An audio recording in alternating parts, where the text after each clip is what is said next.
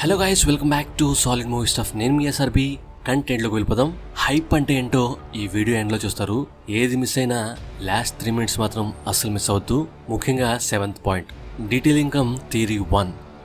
భయపడకు, మరో ప్రపంచం వస్తుంది అని యాస్కిన్ అంటున్నాడు. దాని అర్థం ప్రీవియస్గా వీడియోలో చెప్పినట్లుగా పీస్ఫుల్ ప్రపంచం వస్తుంది అని వాళ్ళను మభ్యపెడుతున్నాడా, ఆర్ నిజంగానే ఇంకొక ప్రపంచాన్ని తీసుకొస్తున్నాడా?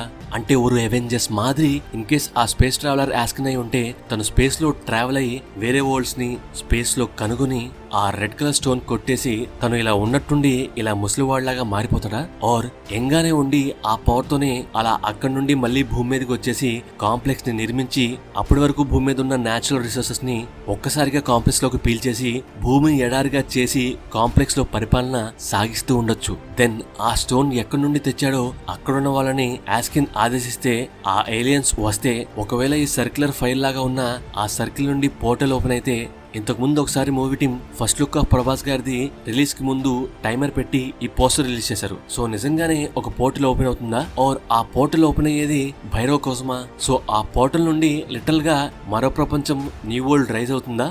అంటే ఆ రెడ్ కలర్ స్టోన్ తో వాళ్ళని రప్పిస్తాడా, ఆర్ నాట్ ఏలియన్స్ జస్ట్ ఆ స్టోన్ తోనే చనిపోయిన వాళ్ళను లేపుతాడా?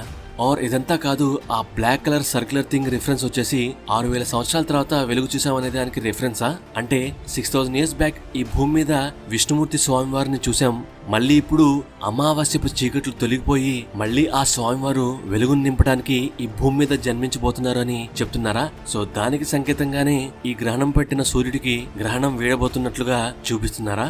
Detailing number 2. ఈ సీన్ లో ఆ మానస్ గ్యాంగ్ రోబోస్ కొలాప్స్ అయ్యేది ఇలా భైరవ్ నుండి వచ్చే పవర్ నుండేమో అని, అదే ఆ బ్లూ కలర్ పవర్ నుండి కాలిస్తే అవి పేలిపోవడం మనం బుజ్జి టీజర్ లో చూపించారు. అది మీకు డీటెయిల్ గా చెప్పాను. బట్ యాక్చువల్లీ అది కాల్చింది వీరన్ గ్యాంగ్ వాళ్ళు. ఇది పేలిపోయేటప్పుడు మనకు లెఫ్ట్ సైడ్ లో ఒక పెద్ద ఆబ్జెక్ట్ కనిపిస్తుంది. అయితే అది పాడుబడ్డ రాకెట్స్ కి సంబంధించింది అనుకున్నాను, బట్ అది వీరన్ వాళ్ళ ట్రక్. సో ఇక్కడ మీరు క్లియర్ గా అబ్జర్వ్ చేయొచ్చు, సేమ్ ట్రక్.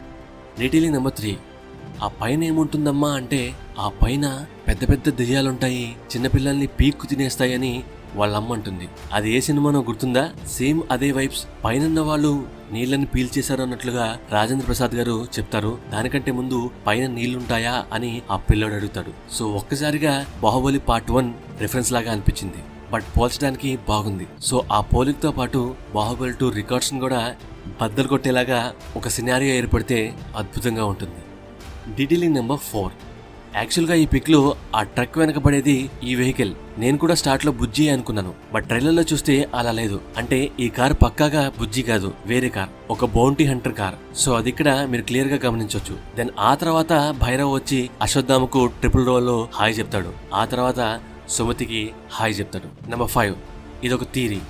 రాజేంద్ర ప్రసాద్ గారు వేదవ్యాసుడు అయి ఉండొచ్చు అని ఫస్ట్ అనుకున్నాను, బట్ కాదు, కృపాచారి కూడా అవ్వచ్చు, ఆర్ విభీషణుడు కూడా అవ్వచ్చు అని అనుకున్నాను. అంటే ఇఫ్ ఎస్ఎస్ రాజమౌళి గారు వేదవ్యాసుడిగా చేయకపోతే మేబీ రాజేంద్ర ప్రసాద్ గారేమో అని అనుకున్నా. బట్ ఎందుకు వేదవ్యాసుడు అవ్వచ్చు అని అనుకున్నానంటే, మళ్ళీ ఆ వెలుగు వచ్చింది అని ఆయన అంటున్నారు. అంటే ఎలా అయితే పాస్ట్ లో ఉండి ముందే మహాభారతాన్ని కళ్ళారా చూశారో, సేమ్ అదే విధంగా ఈ భూమి మీద జరిగే మార్పులు ముందుగానే ఆయనకు తెలుస్తాయి. సో అలా ఆయన పిల్లలకు కథల్లాగా జరగబోయే వాస్తవాలను చెప్పుండొచ్చు. So one of the Chiranjeevi role చేస్తూ ఉండొచ్చు అని అనుకున్నాను. బట్ ఆయన ఉన్నారంటే ఎందుకు కృపాచార్య విభీషణుడు కూడా ఉండకూడదు?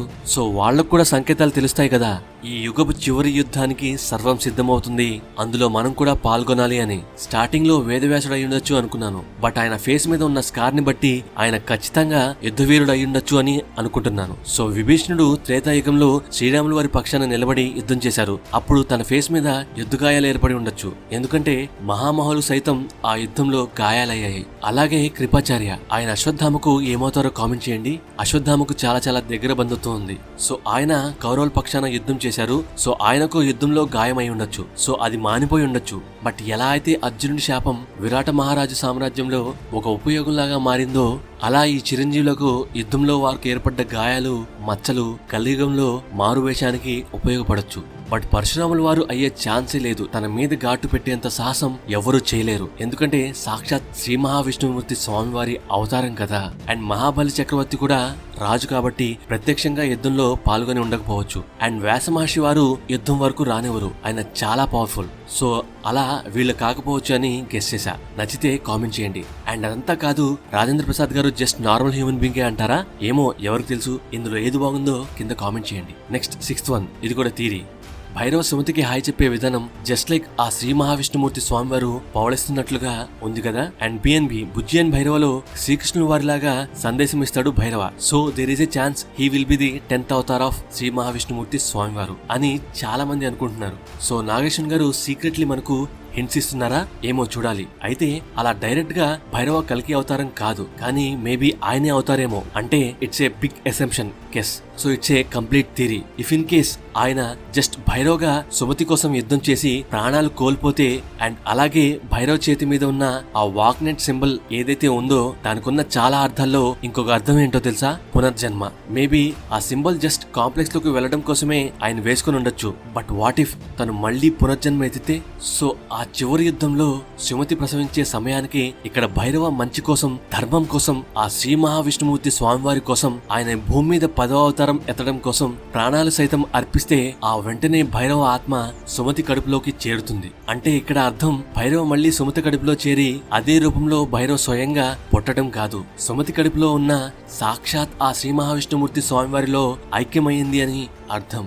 అంటే ఎగ్జాంపుల్ గా అన్నమయ్య మూవీలో అన్నమయ్య చనిపోయిన తర్వాత ఆ వెంకటేశ్వర స్వామివారిలో ఎలా ఐక్యమయ్యారో అని చూపిస్తారో, సేమ్ అదే విధంగా భైరవ్ కూడా స్వర్గంలో కాదు, అమ్మ గర్భంలో ఉన్న ఆ శ్రీ మహావిష్ణుమూర్తి స్వామివారిలో ఐక్యమవుతాడని చూపిస్తే జస్ట్ ఇమాజిన్ ఇట్. అంటే అశ్వత్థామ చెప్పేది 100% నిజమైతే స్వామివారు ఆ సమయానికి నిజంగా స్వర్గంలో లేరు, అమ్మ గర్భంలో ఉన్నారు. దెన్ ఆ స్వామివారికి భూమి మీద ఒక రూపం కావాలి కాబట్టి ఆయన మరెవరో రూపం కాదు, మన భైరవ రూపంలోనే భూమి మీద జన్మిస్తారు. అంటే తన రూపమే తాను ధరిస్తారు. అలా కల్కి అవతారమూర్తి స్వామివారు పుడతారు. అండ్ నెక్స్ట్ 7, ఇది కూడా ఇంకొక పెద్ద థియరీ. భైరవ కల్కి అవతారమూర్తికి సపోర్ట్ గా ఉంటే సపోర్టింగ్ రోల్ అయితే ప్రభాస్ గారు మెయిన్ లీడ్ గా చేయడం ఎందుకు అని చాలా మంది అనుకుంటున్నారు. నిజంగా ఆయన కల్కి అవతారమూర్తికి సపోర్టింగ్ రోల్ అయినా సరే భైరవకు ఇంపార్టెన్స్ ఉంటుంది. అది ఎలాగో చెప్తాను. బట్ దానికంటే ముందు మహాభారతంలో జరిగింది మీకు చెప్తాను.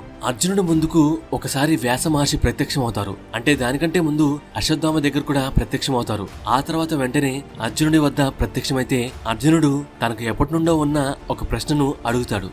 మునివర్య, నేను యుద్ధం చేస్తున్నప్పుడు ఆ కథన రంగంలో ఒక వింతైన నిప్పులు కురిపించే ఒక జ్వాల లాంటి ఆకారం నా ముందు ప్రత్యక్షమై నా శత్రువులను చంపేస్తూ వెళ్తుంది. ఆ తర్వాత నేను వాళ్ళందరినీ పూర్తిగా చంపుతున్నాను అని అంటాడు. సో ఆ మహామూర్తి దివ్య స్వరూపం ఎవరు స్వామి అని అడిగితే ఆయన ఎవరో కాదు, నీకు రక్షణగా ఉండడానికి నీ తపస్సుకు మెచ్చి ఆ మహాప్రళయకాల రుద్రుడు ఆ మహాశివుడే నాయనా అని సెలవిస్తారు. అంటే అర్జునుడు చేసిన తపస్సుకి సాక్షాత్ ఆ మహాశివుడే వచ్చి వాళ్ల ప్రాణాలను హరిస్తూ ఉంటాడు. అలాగే ఉప పాండవులు చంపడానికి వెళ్లిన అశ్వత్థామ ఎన్ని అస్త్రాలు వాళ్ళు పడుకున్న కుటీరాలపై సంధించినా అవి పనిచేయడం లేదు అని సరిగ్గా చూసి గమనిస్తే ఒక శక్తి ఆ ఉప పాండవులకు కాపలాగా పెట్టి పాండవులు అక్కడి నుండి వెళ్లారని చెప్పి అశ్వత్థామ గ్రహిస్తాడు. అంటే పాండవులు పూజించి వెళ్లారు. సో అలా వాళ్ళు వెళ్లిన తర్వాత ఆ శక్తి ప్రత్యక్షమై ఆ ఉప పాండవులకు రక్షణగా నిలుస్తుంది. ఆ తర్వాత ఆ శక్తే అశ్వత్థామకు ఒక ఖడ్గమిచ్చి వాళ్ళను చంపడానికి పంపిస్తుంది. సో అలా ఆ మహాశివుడు ప్రత్యక్షంగా మహాభారతంలో ఉన్నారు. ఎవరి కోసం? ఆ అర్జునుడి కోసం అండ్ అశ్వత్థామ కోసం. ఇంకా చాలా మందికి వరాల జల్లుల్ని కురిపించారు, ఎందుకంటే ఆయన భోళా శంకరుడు. సో వాట్ ఇఫ్ భైరవ కల్కి అవతారమూర్తి కాదు, ఆ మహాప్రలయ రుద్రుడు మహాశివుడైతే? అలాగే హర్షిత్ గారు ట్రైలర్ లో ఒక డైలాగ్ చెప్తారు, నాలాంటి ఎంతో మందికి నువ్వు అక్కడ హీరో తెలుసా అని అంటారు. మేబీ హర్షిత్ గారికి ఆయన ఎవరో తెలిసి అలా అంటున్నారేమో. అంటే హర్షిత్ గారి ఫేస్ లో ఆయన్ని చూసినప్పుడు ఆ గ్లోని, ఆనందాన్ని మనం గమనించవచ్చు. సో వాట్ ఇఫ్ హర్షిత్ గారే మార్కండేయ అయితే? మార్కండేయ కాశీనగరంలోనే భైరవ్ కోసం వెయిట్ చేస్తుంటే, అంటే ఎప్పుడు కుర్రాడ్లాగా యవ్వనంగా ఉండే మార్కండేయ కలియుగంలో ఆ కాశీనగరంలో ఆ శివమూర్తి కోసం వెయిట్ చేస్తున్నారేమో. అలా అనుకోకుండా భైరవ్ను కలిసిన మార్కండేయ భైరవ్లో శివుని స్వరూపం ఉంది అని గ్రహించి కావాలని బౌంటీగా తనకు చిక్కి ఆయన్ని దగ్గరుండి కలుసుకోవాలి, ఆయనతో పాటే ఉండాలని అనుకుంటున్నారేమో. కానీ భైరవ తను కేవలం ఒక సాధారణ మనిషి అని మార్కండేయునితో ఆట పట్టిస్తుంటే ఆర్ వాళ్ళిద్దరికి వాళ్ళెవరో తెలిసి అందరి ముందు అలా ఉంటారేమో. సో ఆ మహాశివుడు లేనిదే ఇతిహాసం లేదు, ఉండదు, రాదు కూడా. సో త్రిమూర్తుల్లో ఒకరైన ఆయన ఆది అంతం అన్నీ ఆయనే. ఆయన లేకుండా కల్కి అవతారమూర్తి స్వామివారు ఎలా వస్తారు? పైగా కల్కి అవతారమూర్తి స్వామివారు శివునికి పూజలు చేస్తారు, భక్తుడు నిత్యం శివారాధన చేస్తారు.